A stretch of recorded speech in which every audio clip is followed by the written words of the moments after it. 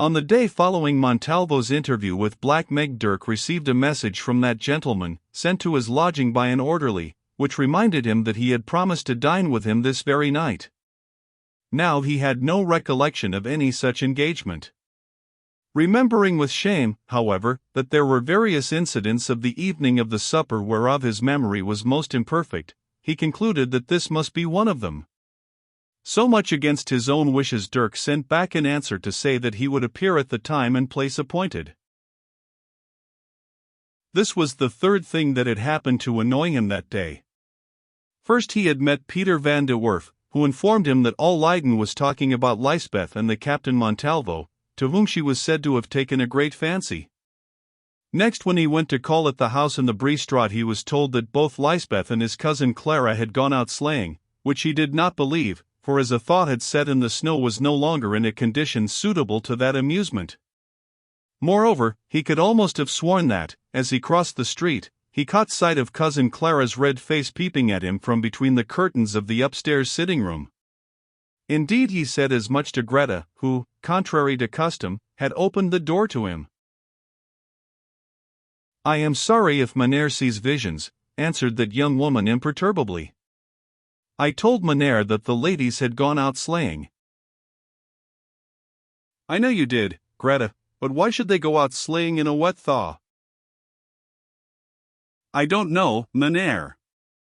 Ladies do those things that please them.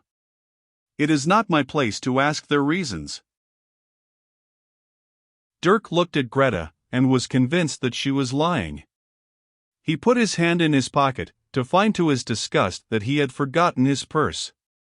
Then he thought of giving her a kiss and trying to melt the truth out of her in this fashion, but remembering that if he did, she might tell Lysbeth, which would make matters worse than ever, refrained. So the end of it was that he merely said, "Oh, indeed," and went away.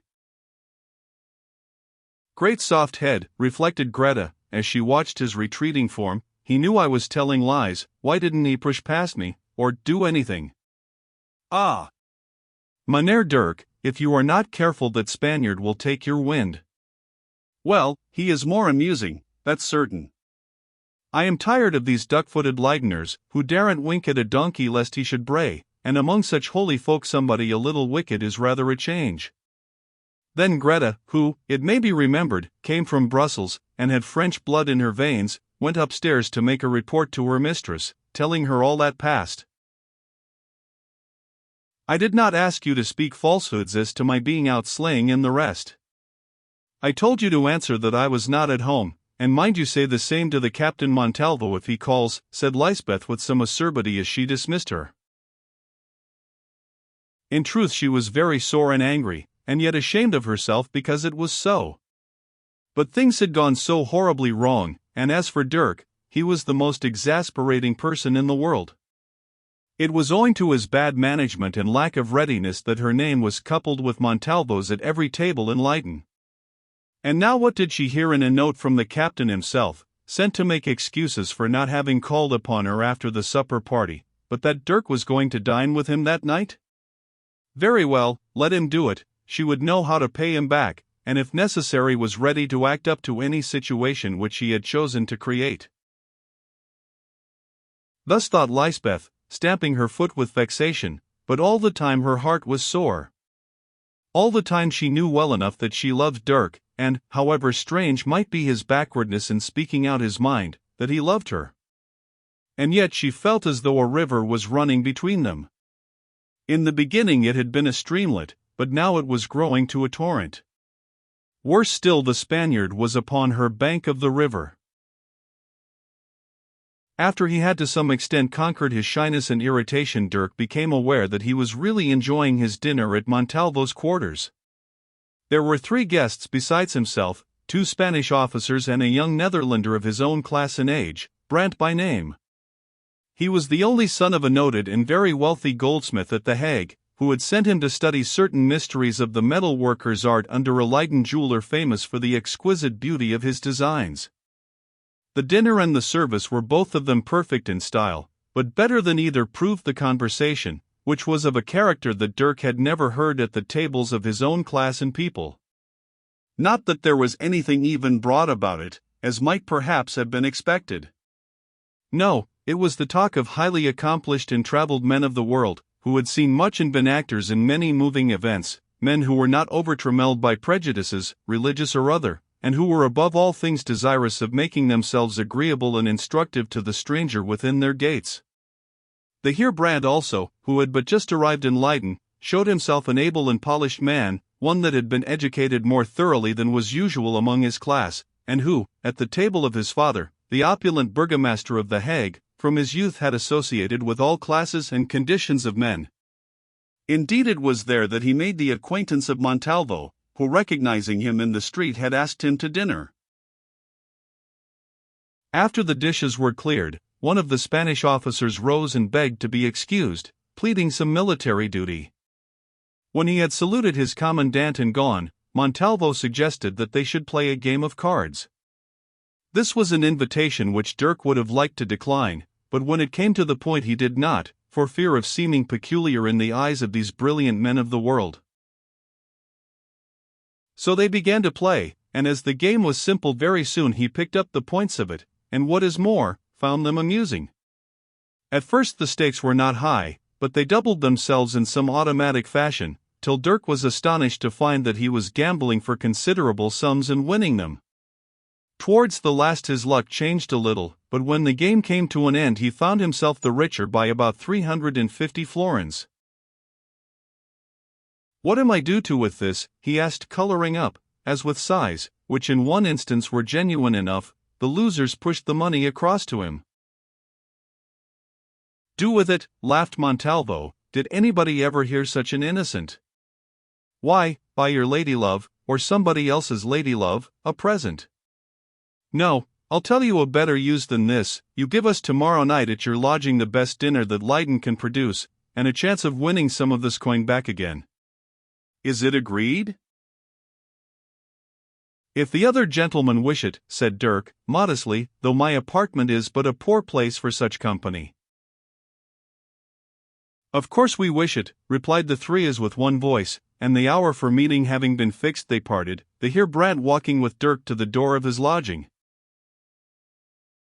"I was going to call on you tomorrow," he said, "to bring to you a letter of introduction from my father, though that should scarcely be needed as, in fact, we are cousins, second cousins only, our mothers having been first cousins." "Oh. Yes, Brandt of the Hague, of whom my mother used to speak, saying that they were kinsmen to be proud of, although she had met them but little. Well, welcome, cousin, I trust that we shall be friends." "I am sure of it," answered Brandt, and putting his arm through Dirk's he pressed it in a peculiar fashion that caused him to start and look round. "Hush," muttered Brandt, "not here," and they began to talk of their late companions and the game of cards which they had played, an amusement as to the propriety of which Dirk intimated that he had doubts. Young Brandt shrugged his shoulders. "Cousin," he said, "we live in the world, so it is as well to understand the world. If the risking of a few pieces at play, which it will not ruin us to lose, helps us to understand it, well, for my part one am ready to risk them, especially as it puts us on good terms with those who, as things are, it is wise we should cultivate. Only, cousin, if I may venture to say it, be careful not to take more wine than you can carry with discretion. Better lose 1,000 florins than let drop one word that you cannot remember." I know, answered Dirk, thinking of Lysbeth's supper, and at the door of his lodgings they parted. Like most Netherlanders, when Dirk made up his mind to do anything he did it thoroughly. Thus, having undertaken to give a dinner party, he determined to give a good dinner. In ordinary circumstances his first idea would have been to consult his cousins, Clara and Lysbeth. After that monstrous story about the slaying, however, which by inquiry from the coachman of the house, whom he happened to meet, he ascertained to be perfectly false, this, for the young man had some pride, he did not feel inclined to do. So in place of it he talked first to his landlady, a worthy dame, and by her advice afterwards with the first innkeeper of Leyden, a man of resource and experience. The innkeeper, well knowing that this customer would pay for anything which he ordered, threw himself into the affair heartily, with the result that by 5 o'clock relays of cooks and other attendants were to be seen streaming up Dirk's staircase, carrying every variety of dish that could be supposed to tempt the appetite of high-class cavaliers. Dirk's apartment consisted of 2 rooms situated upon the first floor of an old house in a street that had ceased to be fashionable. Once, however, it had been a fine house, and, according to the ideas of the time, the rooms themselves were fine, especially the sitting chamber, which was oak-paneled, low, and spacious, with a handsome fireplace carrying the arms of its builder. Out of it opened his sleeping room, which had no other doorway, likewise oak-paneled, with tall cupboards, not unlike the canopy of a tomb in shape and general appearance. The hour came, and with it the guests. The feast began. The cooks streamed up and down bearing relays of dishes from the inn. Above the table hung a 6-armed brass chandelier, and in each of its sockets guttered a tallow candle furnishing light to the company beneath, although outside of its bright ring there was shadow more or less dense. Towards the end of dinner a portion of the rush wick of one of these candles fell into the brass saucer beneath, causing the molten grease to burn up fiercely. As it chanced, by the light of this sudden flare, Montalvo, who was sitting opposite to the door, thought that he caught sight of a tall, dark figure gliding along the wall towards the bedroom. For one instant he saw it, then it was gone. "Caramba, my friend," he said, addressing Dirk, whose back was turned towards the figure, "have you any ghosts in this gloomy old room of yours? Because, if so, I think I have just seen one." "Ghosts," answered Dirk, "no, I never heard of any. I do not believe in ghosts. Take some more of that pasty." Montalvo took some more pasty, and washed it down with a glass of wine. But he said no more about ghosts. Perhaps an explanation of the phenomenon had occurred to him. At any rate he decided to leave the subject alone. After the dinner they gambled, and this evening the stakes began where those of the previous night left off. For the first hour Dirk lost, then the luck turned and he won heavily, but always from Montalvo. "My friend," said the captain at last, throwing down his cards, "certainly you are fated to be unfortunate in your matrimonial adventures, for the devil lives in your dice-box, and his highness does not give everything. I pass," and he rose from the table. "I pass also," said Dirk, following him into the window place, for he wished to take no more money. "You have been very unlucky, Count," he said.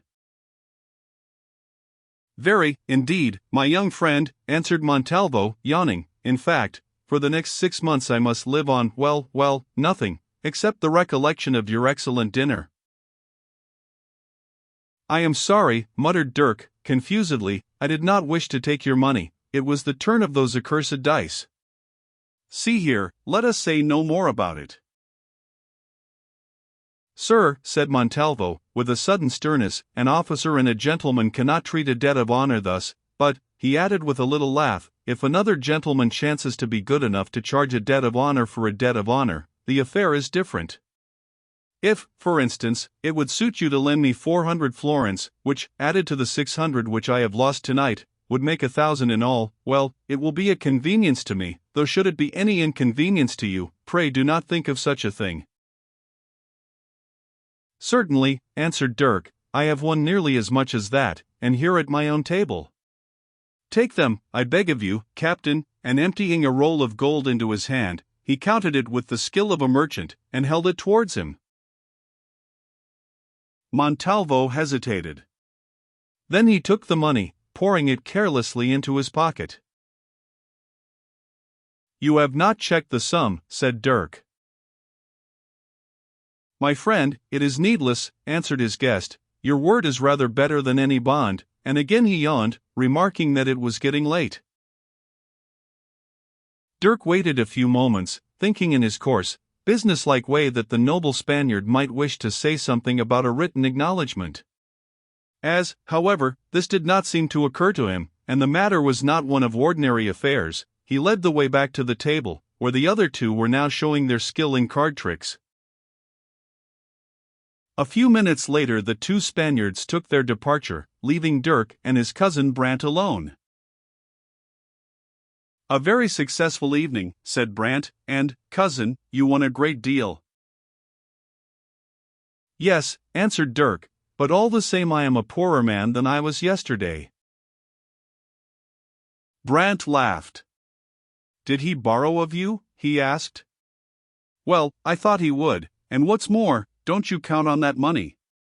Montalvo was a good sort of fellow in his own fashion, but he is an extravagant man and a desperate gambler, with a queer history. I fancy, at least, nobody knows much about him, not even his brother officers.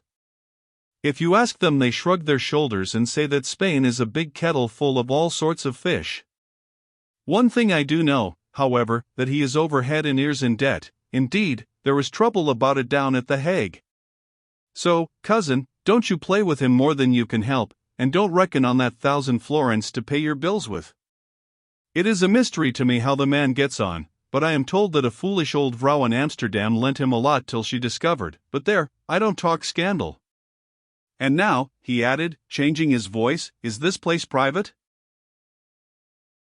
"Let's see," said Dirk, "they have cleared the things away, and the old housekeeper has tidied up my bedroom." "Yes, I think so. Nobody ever comes up here after 10 o'clock. What is it?"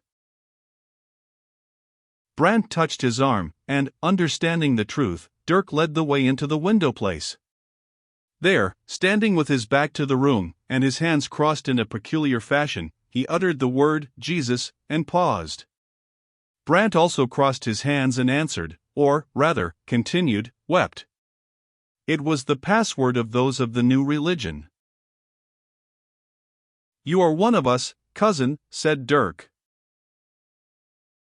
"I and all my house, my father, my mother, my sister, and the maiden whom I am to marry.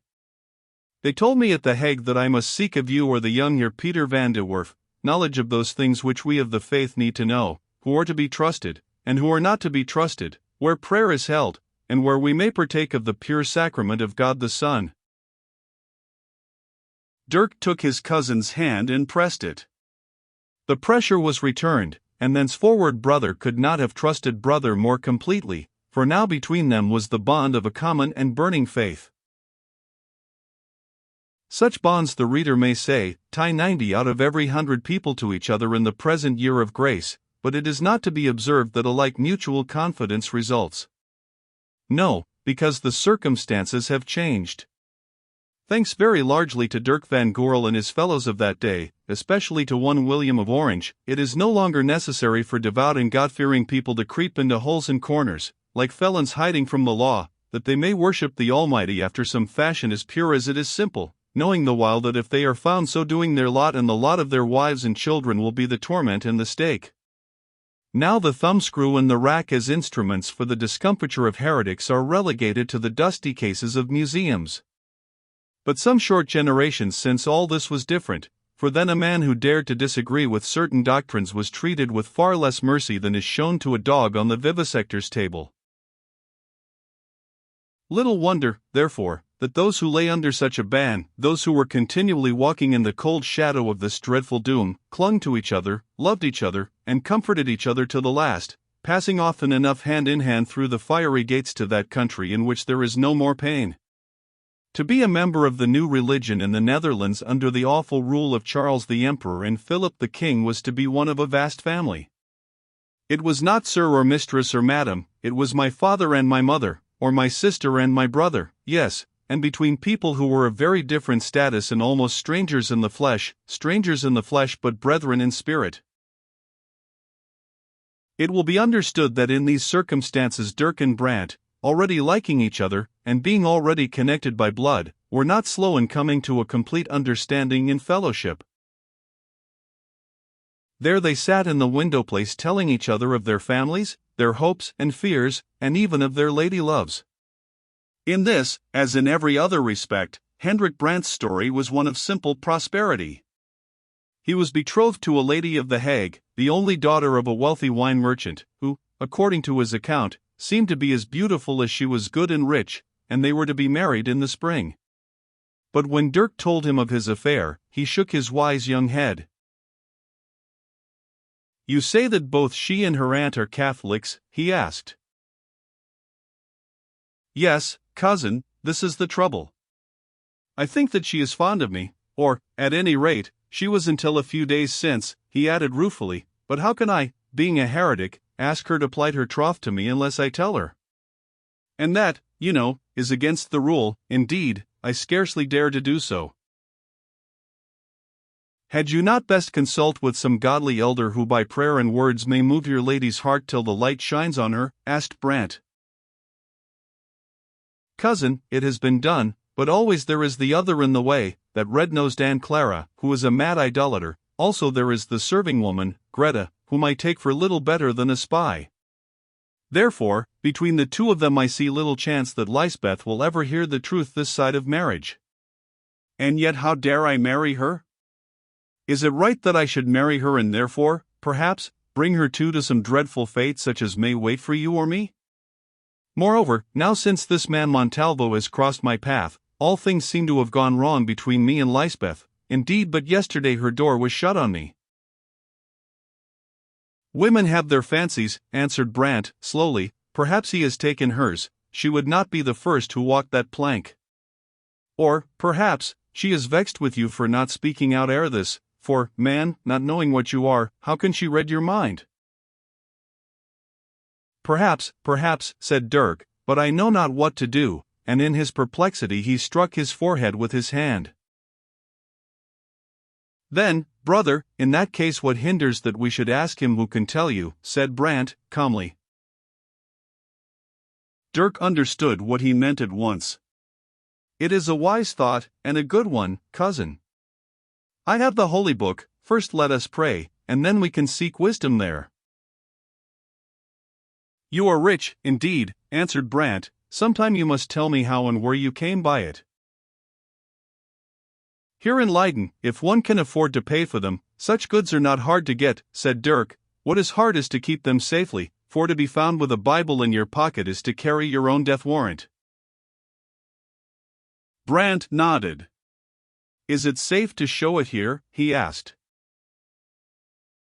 As safe as anywhere, cousin. The window is shuttered, the door is, or will be, locked. But who can say that he is safe this side of the stake in a land where the rats and mice carry news and the wind bears witness?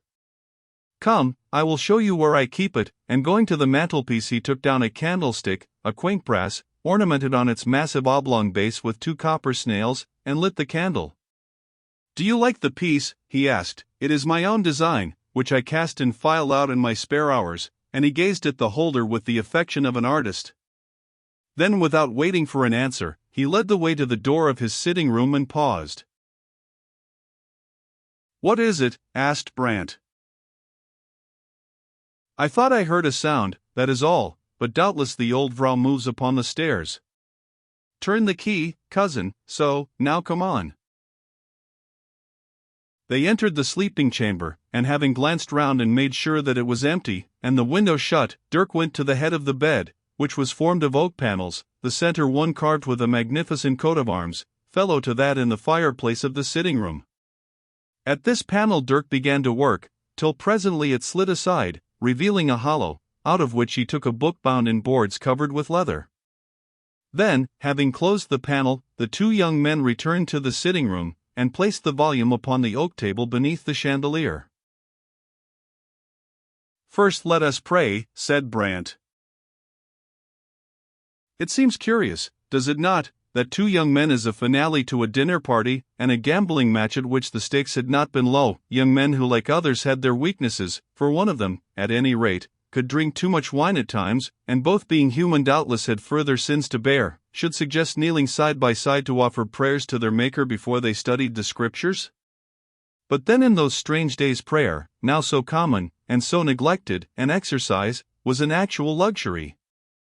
To these poor hunted men and women it was a joy to be able to kneel and offer thanks and petitions to God, believing themselves to be safe from the sword of those who worshipped otherwise. Thus it came about that, religion being forbidden, was to them a very real and earnest thing, a thing to be indulged in at every opportunity with solemn and grateful hearts. So there, beneath the light of the guttering candles, they knelt side by side while Brant, speaking for both of them, offered up a prayer, a sight touching enough and in its way beautiful. The words of his petition do not matter. He prayed for their church, he prayed for their country that it might be made strong and free, he even prayed for the emperor, the carnal, hair-lipped, guzzling, Abel Habsburg self-seeker. Then he prayed for themselves and all who were dear to them, and lastly, that light might be vouchsafed to Dirk in his present difficulty. No, not quite lastly, for he ended with a petition that their enemies might be forgiven, yes, even those who tortured them and burnt them at the stake, since they knew not what they did. It may be wondered whether any human aspirations could have been more thoroughly steeped in the true spirit of Christianity. When at length he had finished, they rose from their knees. "Shall I open the book at a hazard?" asked Dirk, "and read what my eye falls on?" "No," answered Brant, "for it savors of superstition. Thus did the ancients with the writings of the poet Virgilius, and it is not fitting that we who hold the light should follow the example of those blind heathen." "What work of the book, brother, are you studying now?" "The first letter of Paul to the Corinthians, which I have never read before," he answered. "Then begin where you left off, brother, and read your chapter. Perhaps we may find instruction in it, if not, no answer is vouchsafed to us tonight." So from the black letter volume before him Dirk began to read the 7th chapter, in which, as it chances, the great apostle deals with the marriage state.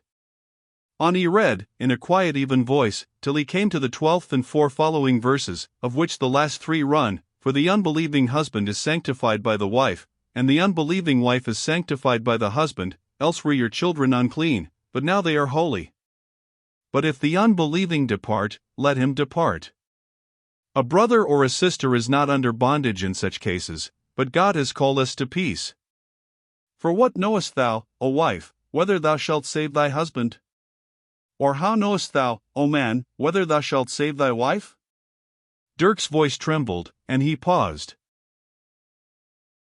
"Continue to the end of the chapter," said Brant, so the reader went on. "There is a sound.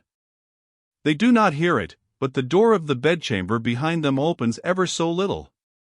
They do not see it, but between door and lintel something white thrusts itself, a woman's white face crowned with black hair, and set in it 2 evil, staring eyes.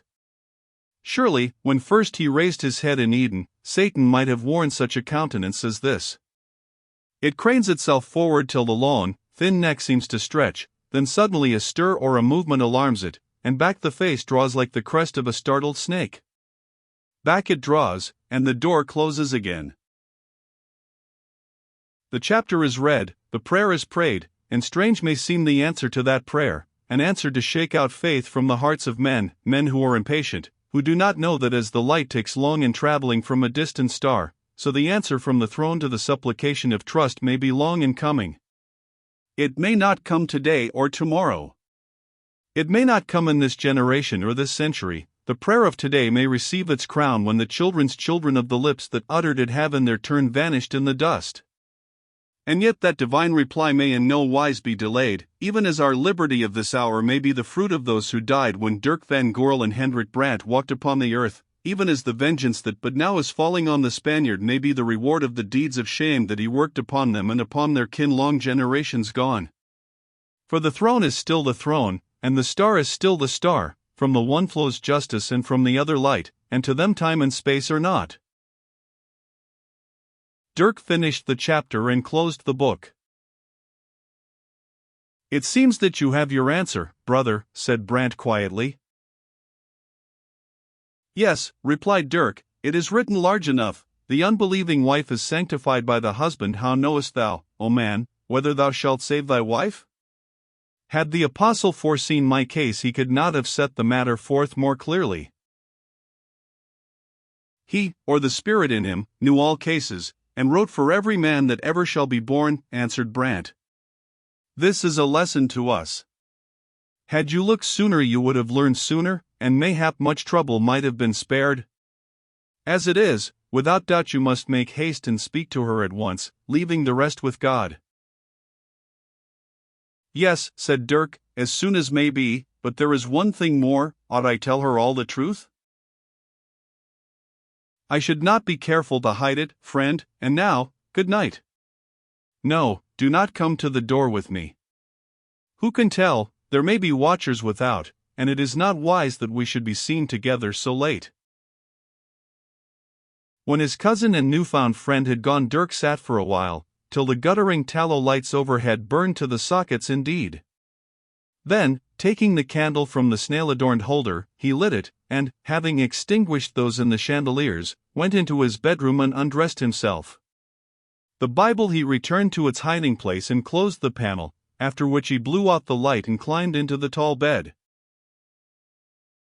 As a rule, Dirk was a most excellent sleeper. When he laid his head on the pillow his eyes closed, nor did they open again until the appointed and accustomed hour. But this night he could not sleep. Whether it was the dinner or the wine, or the gambling, or the prayer and the searching of the scriptures with his cousin Brandt, the result remained the same. He was very wakeful, which annoyed him the more as a man of his race and phlegm found it hard to attribute this unrest to any of these trivial causes. Still, as vexation would not make him sleep, he lay awake watching the moonlight flood the chamber in broad bars and thinking. Somehow as Dirk thought thus he grew afraid. It seemed to him as though he shared that place with another presence, an evil and malignant presence. Never in his life before had he troubled over or been troubled by tales of spirits, yet now he remembered Montalvo's remark about a ghost, and of a surety he felt as though one were with him there. In this strange and new alarm he sought for comfort and could think of none save that which an old and simple pastor had recommended to him in all hours of doubt and danger, namely, if it could be had, to clasp a Bible to his heart and pray. Well, both things were easy. Raising himself in bed, in a moment he had taken the book from its hiding place and closed the panel. Then pressing it against his breast between himself and the mattress he lay down again, and it would seem that the charm worked, for presently he was asleep. Yet Dirk dreamed a very evil dream. He dreamed that a tall black figure leaned over him, and that a long white hand was stretched out to his bedhead where it wandered to and fro, till at last he heard the panel slide home with a rattling noise. Then it seemed to him that he woke, and that his eyes met two eyes bent down over him, eyes which searched him as though they would read the very secrets of his heart. He did not stir, he could not, but lo!